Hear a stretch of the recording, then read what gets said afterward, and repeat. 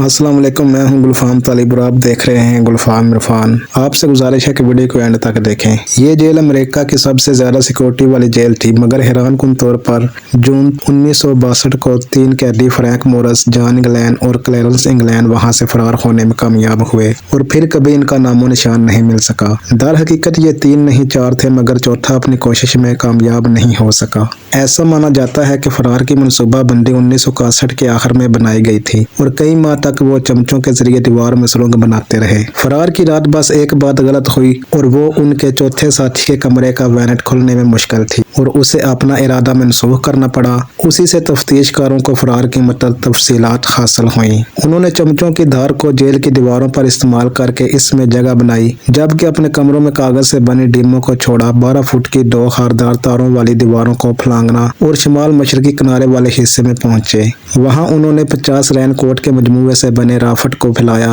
और रात 10 बजे गहरी धुंध में पानी में चले गए। उसके बाद वो कभी किसी को नजर नहीं आए, जबकि 1963 में जेल को खत्म करके बाकी सियाहती मुकाम बना दिया गया, जहां आज भी वो कमरा सबसे ज्यादा तवज्जो का मरकज है, जहां से ये कैदी फरार हुए। ये जेल अब सियाहती मुकाम है। वो डकैती के जुर्म में 14 साल कैद की सजा पर इस जेल में आया था, जबकि जॉन और क्लैरेंस इंग्लैंड दोनों भाई थे। वो भी डकैतियों पर 15 और 10 साल कैद की सजा काट रहे थे। दर हकीकत जेल से फरार होना तो ऐसा खास नहीं, मगर उसके बाद जो हुआ वो दहाइयों से तारीखदानों के जहनों को चकरा रहा है। इन मफरूर कैदियों को फिर कभी तलाश नहीं किया जा सका, बल्कि कोई सुराग भी नहीं मिल सका, जिसके बायस मुतअद्दिद अफराद हैरान हैं कि वो सैन फ्रांसिस्को के मुतलातम पानियों में डूब कर गुम हो गए या जिंदा किनारे तक पहुंचने में कामयाब रहे।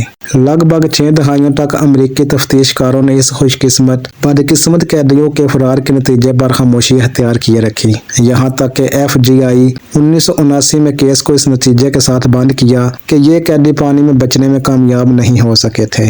मगर US मार्शल्स सर्विस ने ताहाल इन मफरूर कैदियों को मतलूबा अफराद की फहरिस्त में शामिल कर रखा है। उनके हवाले से नई वाक़याती शवाहिद भी सामने आते रहे। जब फरार होने के बाद अगले दिन उनकी तलाशी शुरू हुई तो रेनकोट अफराफट के बाकियात और पैडल्स को एंजल आइलैंड में दरियाफ्त किया गया, जो ऑलकीटर्स के इस्तेमाल में 2 मील दूर था, जबकि एक प्लास्टिक बैग को भी दरियाफ्त किया जिसमें इंग्लैंड बरादरान का जाती सामान था, जिसके बाद हकाम का मानना था कि वो तीनों डूब गए हैं। इस तरह हकाम के मुताबिक उसी रात उस जगह से करीब कोई डकैती या गाड़ी छीनने का वाक़या भी पेश नहीं आया था। तो इसके साथ ही मुझे दीजिए इजाज़त। मिलते हैं फिर एक और नई इंटरेस्टिंग वीडियो में। कमेंट में अपनी राय का इजहार ज़रूर करना। अल्लाह निगहबान।